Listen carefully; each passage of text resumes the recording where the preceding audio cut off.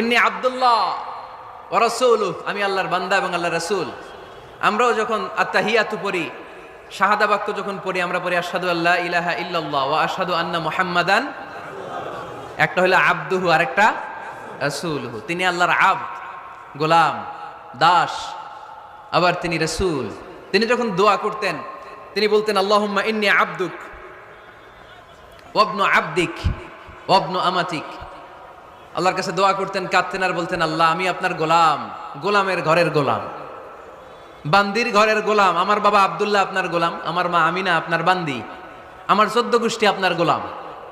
নাসিয়াতি বিয়াদিক, আমার মাথার চুলের ঝুঁটি আপনার হাতের মুঠোয়। আপনি ডানে টান দিলে আমি ডানে, আপনি বায়ে ঝাঁকুনি মারলে আমি বায়ে। সুবহানাল্লাহ পড়বেন না? কি বিনয়ী রাসূল। তারপরে ওইটা সেকেন্ড পর্যায়ে বলতেন। আগে বলতেন ইন্নী আব্দুল্লাহ, আমি আল্লাহর গোলাম, ওয়া রাসূল এবং আল্লাহর রাসূল।